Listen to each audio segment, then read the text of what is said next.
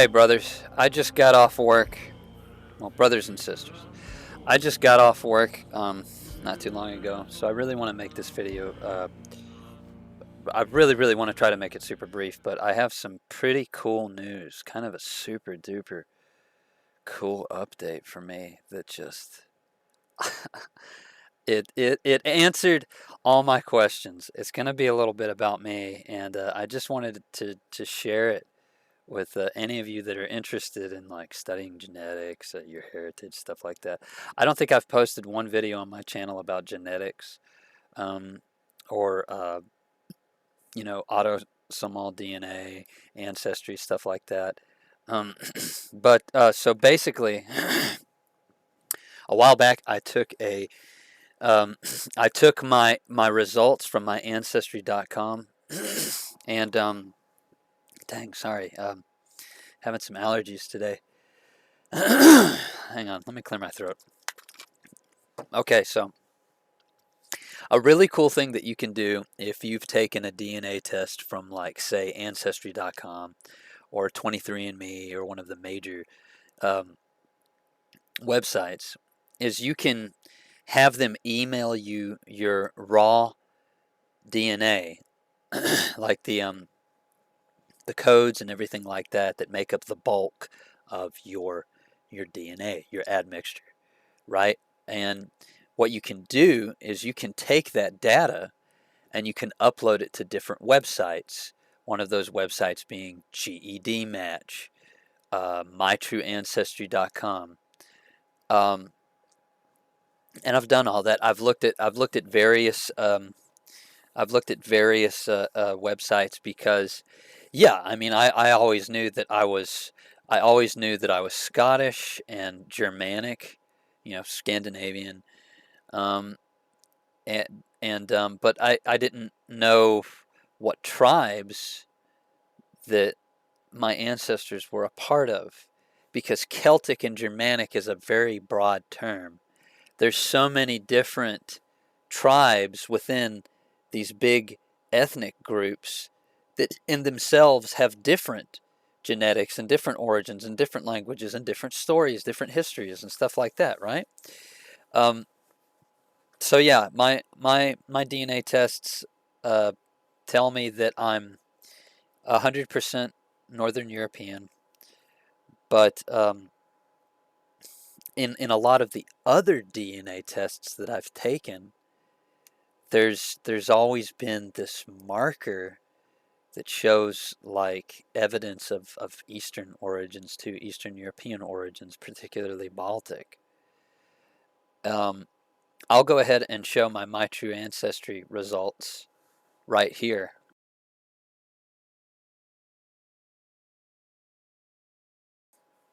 So yeah, these are when I first got these years ago, um, I was floored. I was floored because growing up, my favorite Germanic tribe that I always read about were the Visigoths.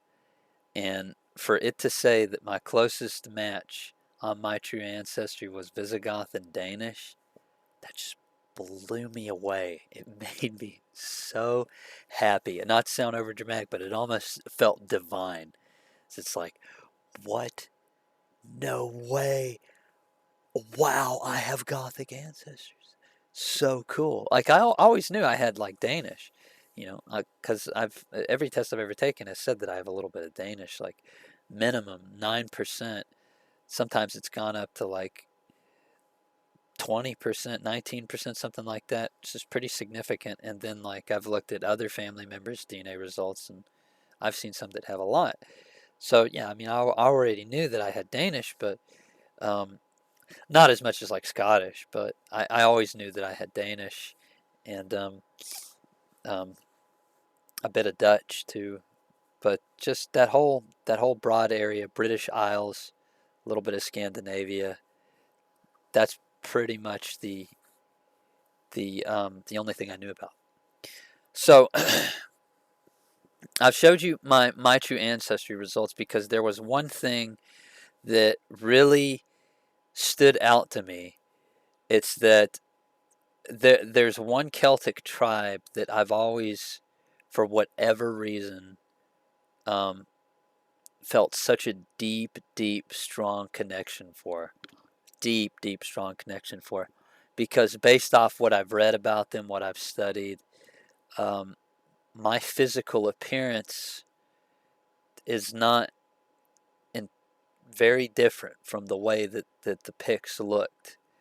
Um, my my facial features from the research that I've done, I sound like such a narcissist talking about this stuff, guys, but I don't just do it for me. I do it for friends and family all the time. It's not just me. And in fact, if my channel ever gets big, one thing I'd really love to do is take comfortable subscribers and try to help them learn a little bit about their genetics and their phenotypes and stuff. But a phenotype is your physical characteristic. It's the way that a person's face looks and where those characteristics come from, what part of the world they come from, right? So I'm very good with European phenotypes. I would love to get better with phenotypes all over the world, and I intend to. I've been studying so much about other cultures and other places, and I'd love to be able to help people um, who live in other parts of the world, like Western Asia, South America, East Asia, South Asia, North Asia. I mean, North Africa, the list goes on. I would love to help people learn more and more about their ancestry and why they look the way that they look in the face and who maybe their face comes from. But I'm getting ahead of myself. Um, what I'm best with at the present, that I'm confident in at the present, are the European phenotypes. So if you took a Slavic man or a German man or a French man or English, Spanish, any Mediterranean, Baltic, if you put all of those men in a room, I could probably tell you with 80% accuracy. I could look at them and I could probably tell you where they were all from because that's how fanatical I've been with studying European phenotypes. So my phenotype, getting back on track, my true ancestry. There have been 4 Pictish bodies whose genetics have been studied. Um, and out of those 4, in my true ancestry, it's said that I am related to one of these Pictish men that were buried out of only 4 that are documented so far that I'm related to. No surprise there.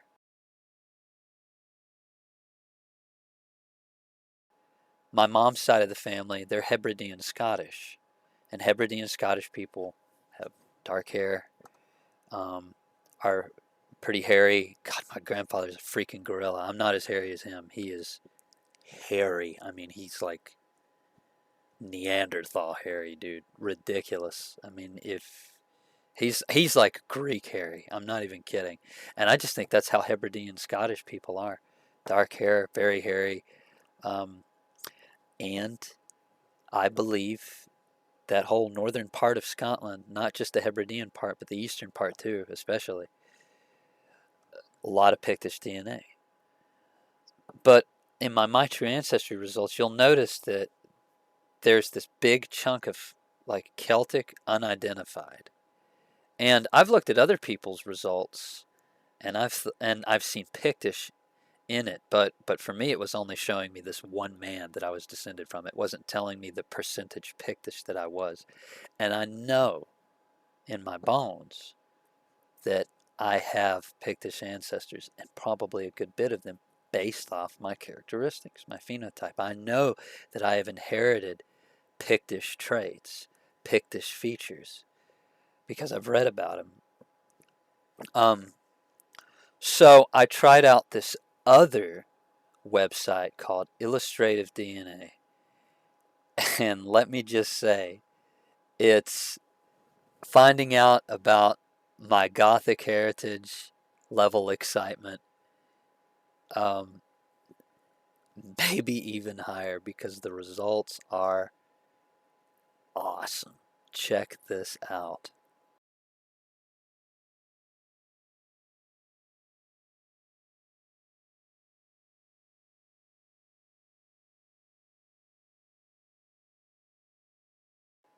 Yeah. So not only was I right about having some Pictish ancestry, according to these results, which I think are extremely accurate, even more accurate than my true ancestry. I didn't just have some Pictish ancestors; I had a lot. So no surprise there. Um, I'm gonna make a video in the future about, though, because I know there's people probably asking, okay, Skylar, so obviously you have a lot of Celtic DNA and a good sizable amount of Germanic. What made you gravitate towards the Germanic religion rather than the Celtic religion? I'm going to get into that in another video, real in depth with it, and explain why. Um, uh, but in short, I did it because it's so difficult to it's the very little remains of our Germanic religions, right? Very little. I would say even less remains of the Celtic religions. Um, and yeah, that's part of the reason why I decided to go with the Germanic faith above the Celtic faith, despite loving both my ancestors just as much as each other. I hold neither above each other at all. Um, and at the end of the day, I think I probably, that's the thing. The last thing I'll talk about is my phenotype. So my phenotype is called Paleo-Atlantic.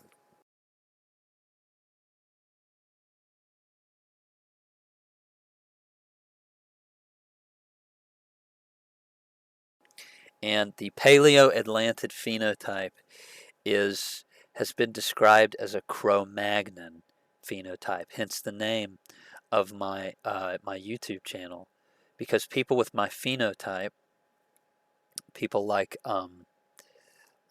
I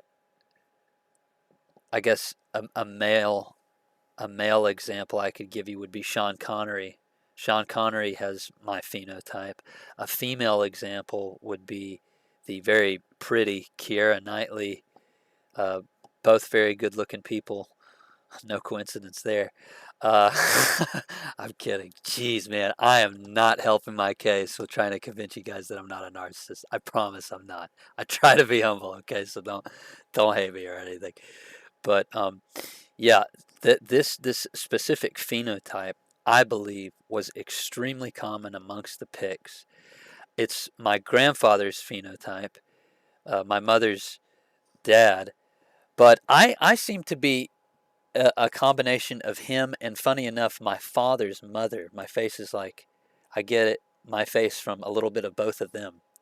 But the Paleo-Atlantic phenotype is most common in northern Scotland and a mountainous valley in Norway called Tydal. And these places in Scotland were exactly where the Picts lived.